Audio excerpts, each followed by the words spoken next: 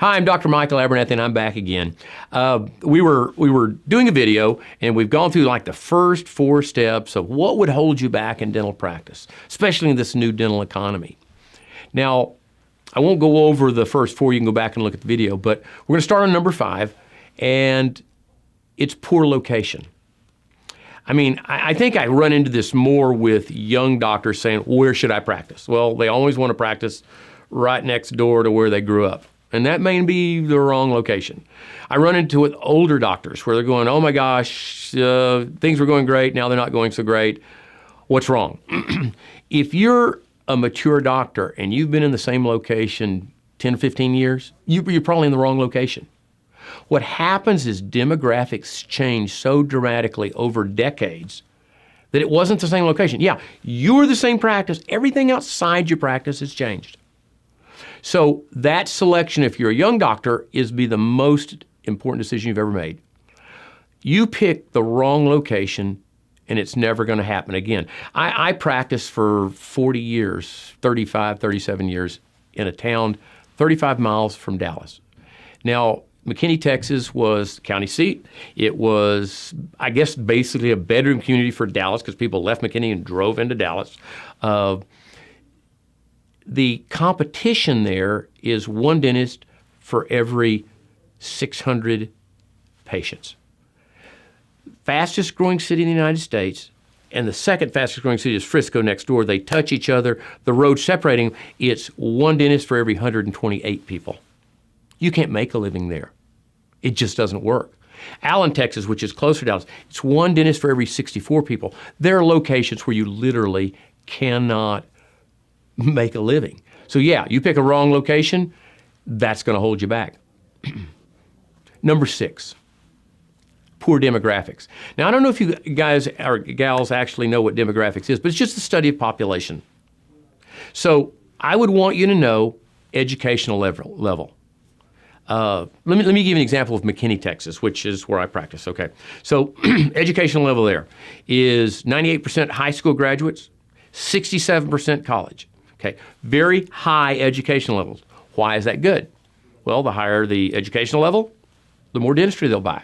A smile and teeth are important to them.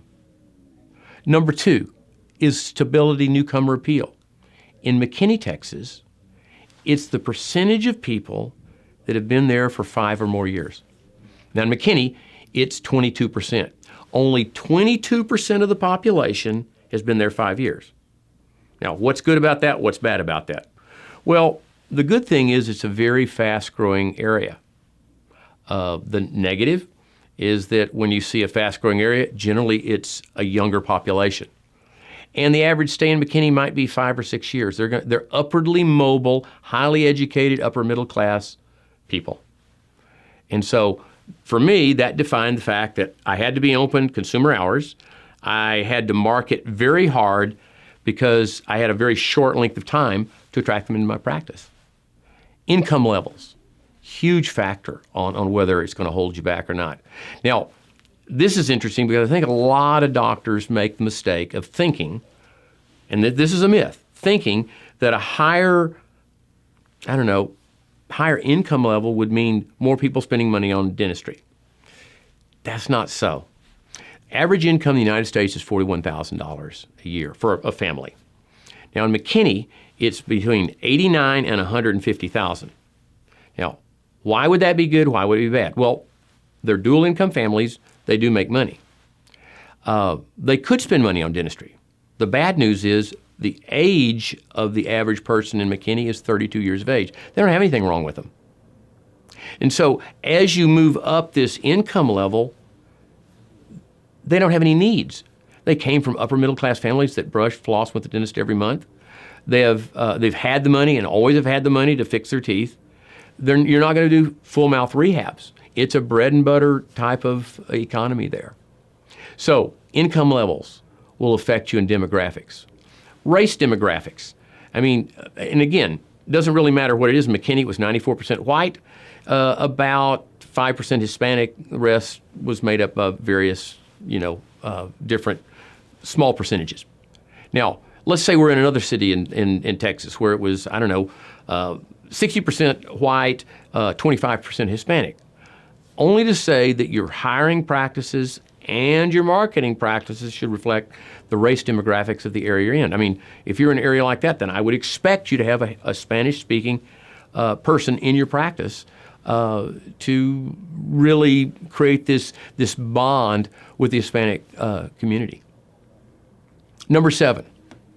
Now, I think all of us have a closet where hidden inside of it is all the practice management information, great deals, coupons, just crap you've collected. You know, if the doctor and staff fail to embrace change, I mean, like when you're done with change, you're done, okay? And if you don't apply the information, just remember that there's no learning without application. It doesn't do any good for me to talk to somebody on the phone and they go, oh, well, I know that. I said, yeah, but are you doing that? Because always no. Now, number 8, financial captivity. This is getting to be epidemic.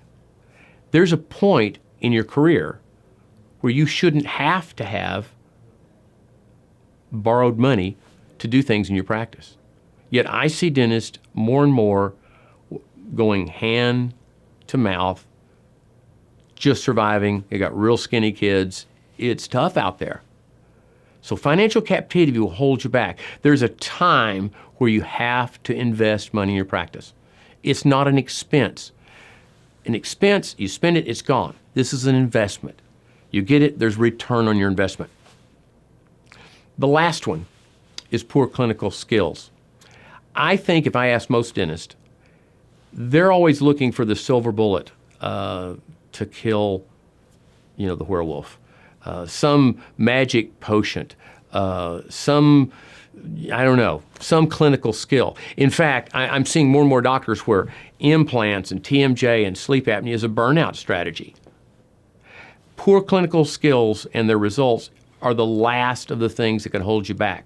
Yet dentists tend to elevate that to the first. They get in the habit of wanting to go to continuing education. Not that you shouldn't continually improve your clinical skills, but it's not the most important step that's holding you back in dentistry. So I hope these 9 or 10 things help you look at what's important in your dental practice, because all of these things will hold you back. Thank you very much.